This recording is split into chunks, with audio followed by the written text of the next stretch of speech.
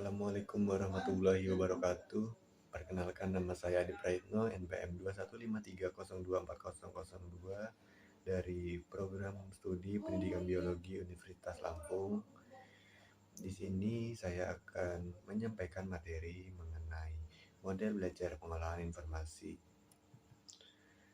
Pengertian dari model belajar pengolahan informasi ini merupakan gambaran atau model dari kegiatan di dalam otak manusia di saat memproses suatu informasi.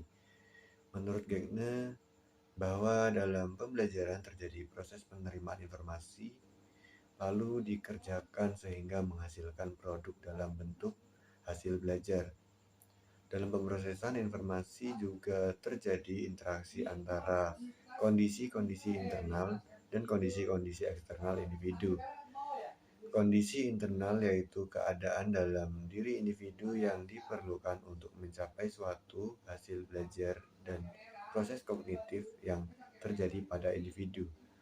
Sedangkan kondisi eksternal adalah rangsangan dari lingkungan yang mempengaruhi individu dalam proses pembelajaran. Selanjutnya ada prinsip dan karakteristik model pembelajaran pemrosesan informasi. Menurut Suharnan, persepsi adalah suatu proses penggunaan pengetahuan yang telah dimiliki atau yang disimpan dalam ingatan untuk mendeteksi atau memperoleh dan menginterpretasi stimulus atau rangsangan yang diterima oleh alat indera seperti mata, telinga, dan hidung. Selanjutnya, ada 3 aspek yang relevan dalam persepsi yang berhubungan dengan kognisi manusia. Yang pertama, pencatatan indera. Pencatatan indera adalah sebuah sistem ingatan yang dirancang untuk menyimpan sebuah rekaman mengenai informasi yang diterima oleh sel-sel reseptor. Kemudian yang kedua, pengenalan pola. Pengenalan pola adalah proses transformasi dan pengorganisasian informasi yang masih kasar agar mempunyai makna atau arti tertentu. Yang ketiga, perhatian. Perhatian adalah aspek yang ketiga yang diartikan sebagai proses pemusatan aktivitas mental atau proses konsentrasi pikiran dengan mengabaikan rangsangan lain yang tidak berkaitan. Selanjutnya, dalam proses pembelajaran ini juga tersedia 3 taraf struktural sistem informasi. Yang pertama, sensori atau intake register. Informasi masuk ke sistem melalui sensori register, tetapi hanya disimpan untuk periode waktu terbatas. Agar tetap dalam sistem, informasi masuk ke working memory dan digabungkan dengan informasi di long time memory.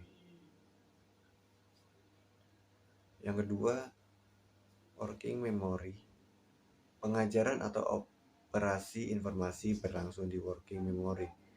Di sini berlangsung berpikir yang sadar.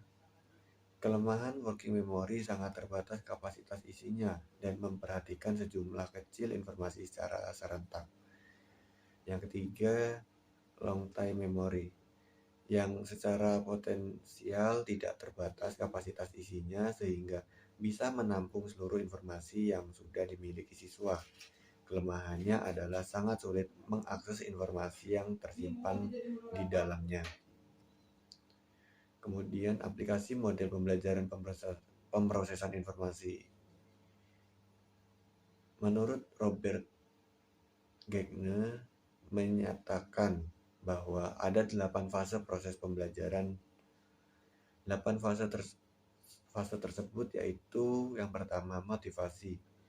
Motivasi yaitu fase awal memulai pembelajaran dengan adanya dorongan untuk melakukan suatu tindakan dalam mencapai suatu tujuan tertentu, atau motivasi intrinsik dan ekstrinsik. Yang kedua, pemahaman. Pemahaman yaitu individu dapat menerima dan memahami suatu informasi yang diperoleh dari pembelajaran.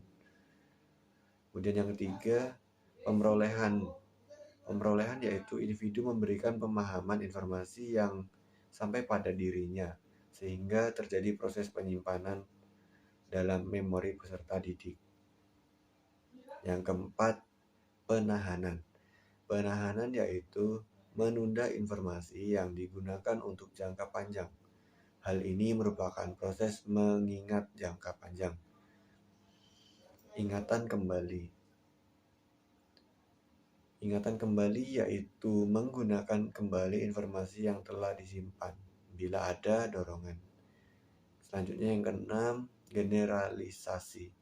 Generalisasi yaitu menggunakan hasil pembelajaran untuk kepentingan tertentu. Yang ketujuh, perlakuan. Perlakuan yaitu terjadinya perubahan perilaku pada individu sebagai hasil pembelajaran. Kemudian yang ke-8, umpan balik. Umpan balik yaitu individu memperoleh timbal balik dari perilaku yang telah dilakukannya. Selanjutnya ada 9 langkah yang harus diperhatikan oleh seorang guru dalam terkait dengan pembelajaran pemrosesan informasi ini. Di antaranya yaitu yang pertama, melaksanakan suatu tindakan untuk menarik perhatian peserta didik. Yang kedua, menyampaikan informasi mengenai tujuan pembelajaran dan topik yang dibahas. Yang ketiga, mendorong peserta didik untuk memulai aktivitas pembelajaran. Yang keempat, menyampaikan isi pembelajaran sesuai dengan topik yang telah dirancang. Yang kelima, memberikan bimbingan bagi aktivitas peserta didik dalam pembelajaran. Yang keenam, memberikan pengukuhan pada perilaku pembelajaran. Yang ketujuh, memberikan timbal balik terhadap perilaku yang ditunjukkan peserta didik. Yang kedelapan, melakukan penilaian proses dan hasil. Yang kesembilan, memberikan kesempatan kepada peserta didik untuk bertanya dan menjawab berdasarkan pengalamannya. Selanjutnya ada kekurangan dan kelebihan dari teori pemrosesan informasi. Kelebihan teori pemrosesan informasi ini, yang pertama, dengan menerapkan teori pemrosesan informasi akan membantu meningkatkan keaktifan peserta didik dalam berpikir, sehingga peserta didik akan didorong untuk berpikir di dalam kegiatan pembelajaran.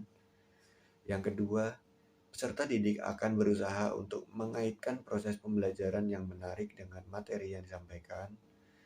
Yang ketiga, guru dan pendidik dituntut untuk kreatif dalam kegiatan pembelajaran.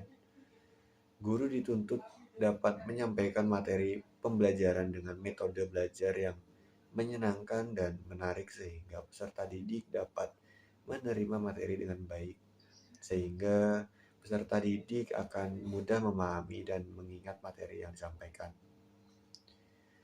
Selain kelebihan, teori pemrosesan informasi ini juga memiliki kelemahan yang diantaranya yaitu yang pertama, apabila guru tidak menyampaikan materi secara kreatif dan menarik, maka peserta didik tidak dapat menerima materi yang disampaikan dengan baik, sehingga tujuan pembelajaran tidak dapat tercapai. Selain itu, apabila ada peserta didik yang tidak aktif dalam pemrosesan pembelajaran, maka guru akan sulit dalam menyampaikan materi. Mungkin cukup sekian materi yang dapat saya sampaikan. Jika ada salah kata, saya mohon maaf. Kepada Allah saya mohon ampun. Saya akhiri, wabillahi taufiq wal hidayah. Wassalamualaikum warahmatullahi wabarakatuh.